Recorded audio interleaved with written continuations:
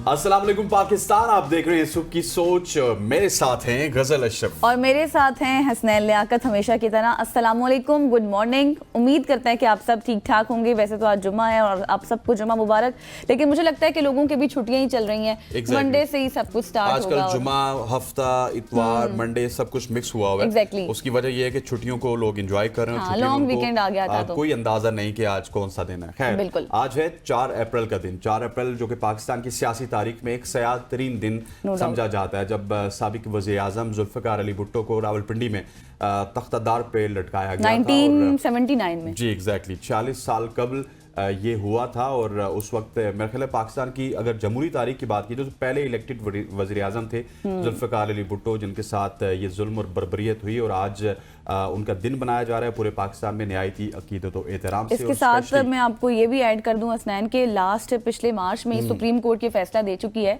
कि जो ट्रायल था जुल्फ़िकार अली भुट्टो साहब का वाज अनजस्ट, वो एक मुनसिफाना ट्रायल नहीं था।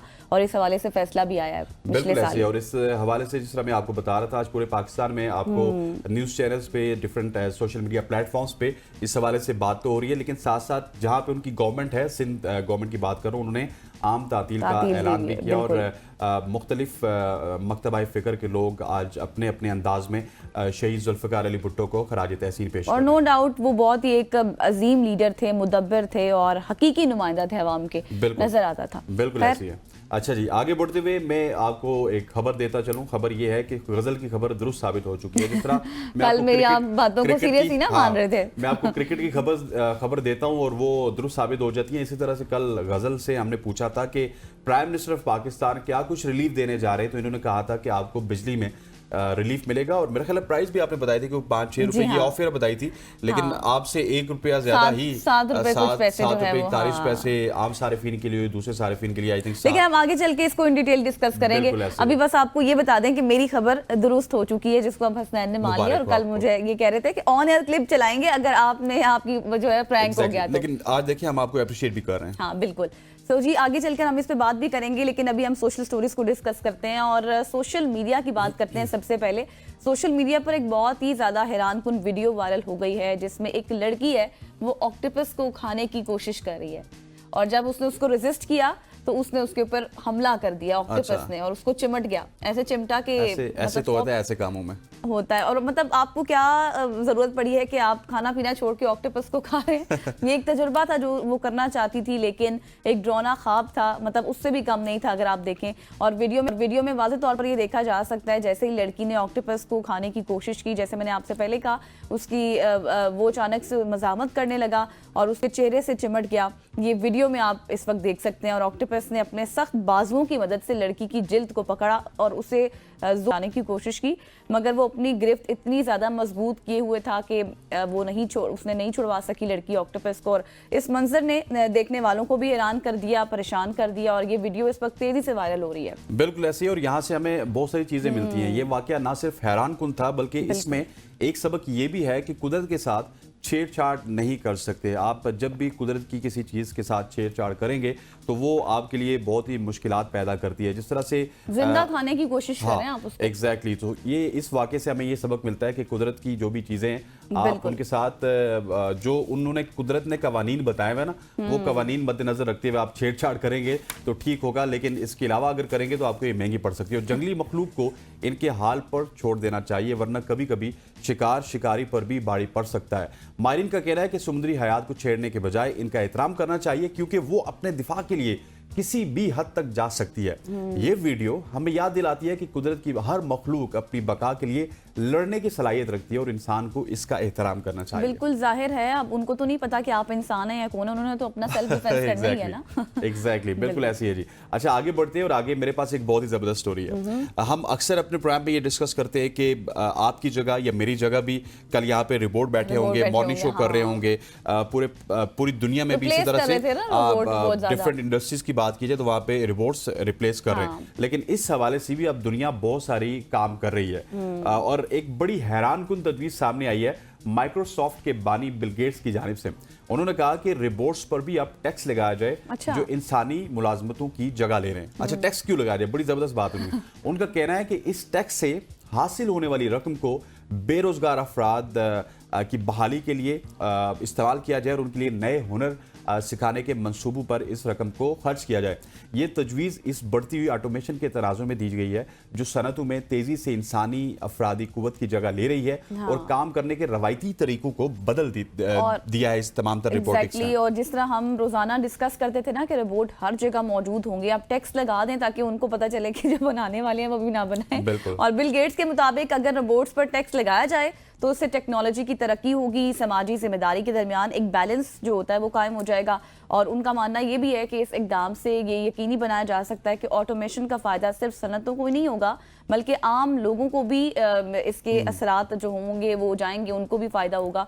और ये तजवीज़ मुस्तकबिल में रोबोट्स के बढ़ते हुए किरदार के हवाले से भी एक अहम सवाल खड़ा करती है कि क्या मशीनों को भी अब जो हमारा माशी निज़ाम है उसको बेहतर करने के लिए किसी न किसी हद तक कोई ना कोई हिस्सा डालना पड़ेगा। तजवीज़ अच्छी है कि आप हर जगह पे अगर रोबोट से काम लेंगे तो उसके ऊपर टैक्स लगाएं और हाँ इंसान भी टैक्स देते हैं और उस टैक्स से वो जो लोग बेरोजगार हुए उनकी फलाह बहबूद के लिए काम किया जाए। That is very good. और ये मेरा ख्याल है कि बिल गेट्स एक बड़ा दिमाग है तो उन्होंने एक बड़ी अच्छी तजवीज़ दी है। ऐसा ही है। और जी अब आगे बढ़ते हैं और आगे बढ़कर आपको एक और साइंस की दुनिया से खबर देंगे कि साइंसदानों ने एक इनकलाबी पेशरफ्त की है जिसमें एक ऐसा मॉलिक्यूलर स्विच दरियाफ्त किया गया है जो कैंसर के खुलियों को दोबारा सेहतमंद खुलियों में तब्दील कर सकता है।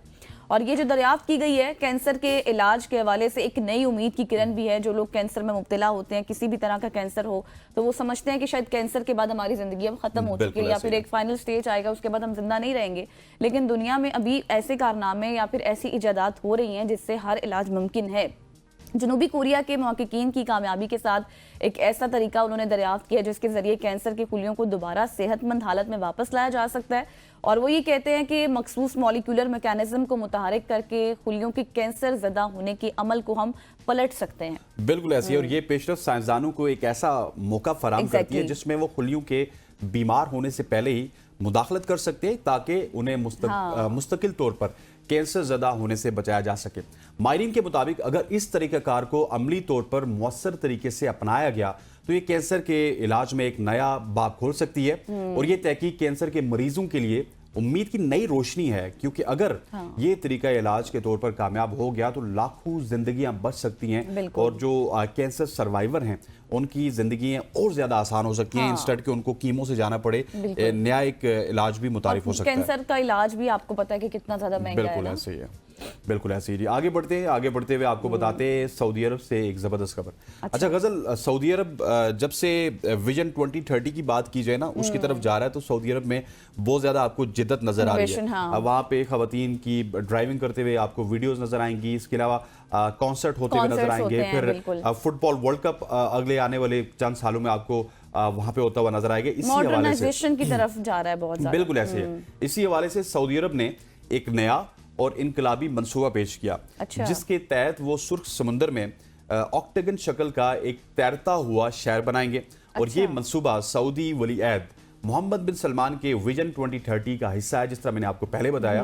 और इसका मकसद सऊदी अरब की मईशत को ज्यादा मजबूत करना है। और ये शहर जो नया शहर वो बना रहे हैं न्योम सिटी, उसके मंसूबे का एक अहम जुज़ है जो दुनिया का सबसे बड़ा तैरता हुआ सनती शहर बनने की सलाहियत रखता है। ऑक्टेगन शहर की मुनफरिद शक्ल 8 कोनों वाली होगी और इसका निस्फ हिस्सा समुद्र पर फैला होगा। अच्छा। और इस शहर में एक जदीद बंदरगाह भी होगी, लॉजिस्टिक होंगे, डिफरेंट सेंटर्स होंगे और जो डिफरेंट सहूलियात होती है और भी समुद्री वो वहाँ पे मौजूद होंगी जो आलमी तिजारत को फ़रोग देने में मददगार साबित होंगी। एग्जैक्टली। और जो आप बता रहे हैं मैं तो मुसलसल स्क्रीन पर देख रही थी और ये पिक्चर देख रही थी कि किस तरह से इसकी शेप है। आप भी इस वक्त देख सकते हैं जिस तरह से आपने बताया कितने इसकी शेप्स होंगी, किस तरह की कितने कोने होंगे।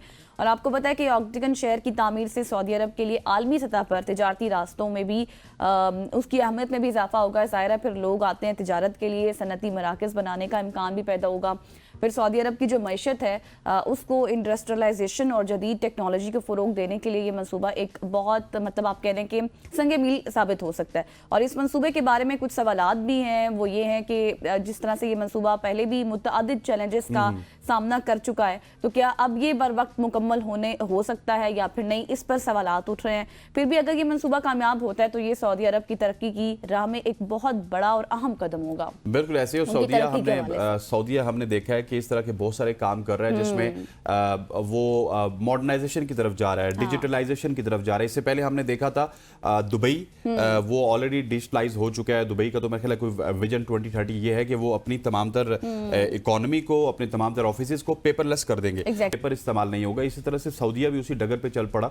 एक तो उनकी तेल वाली इनकम थी जो ऑयल से आती थी, जो डीजल से, पेट्रोल से वो पैसे कमाते थे। अब उन्होंने एक पैरेलल वे, जिसको टूरिज्म आप कह सकते हैं, उसको फरोग देने की कोशिश की गई है और किसी तरह से वो चाहते हैं कि जो दुनिया आपकी दुबई जाती है वो सऊदीया का रुख करे और वहां पे उसको तमाम तर फैसिलिटीज मिले। और मुझे लगता है कि थोड़ा सा ये अपने कल्चर से भी दूर हो रहे हैं, जैसे कि ये बातें भी की जा रही हैं। लेकिन लेट्स सी, अपनी मुल्क की जो आपको ये कह लें कि हद्दो हाल है, उसको देखना भी जरूरी होता है और उसको जिस तरह से आप तरक्की दे सकते हैं, आपने उस हवाले से काम तो करना ही है। बिल्कुल ऐसे हमारी तरह नहीं है कि हम पीछे पत्थर के जमाने में जा रहे हैं, कम से कम वो कुछ ना कुछ तो कर रहे हैं। बिल्कुल, अल्टीमेटली हमारे यहाँ अगर किसी स्कॉलर के साथ बैठेंगे तो वो तो इस पे भी कुछ ना कुछ फतवा लगा देगा कि ये गलत कर रहे हैं, ये हो रहा है, वो हो रहा है। हाँ एग्जैक्टली, लेकिन हमारी तरह नहीं है, कम से कम वो तरक्की जरूर करे। खवातीन-ओ-ज़ात, यहाँ पे वक्त वो चाहता है एक शॉर्ट सी कमर्शियल ब्रेक का। ब्रेक लेते हैं, वापस आते हैं। Stay with us.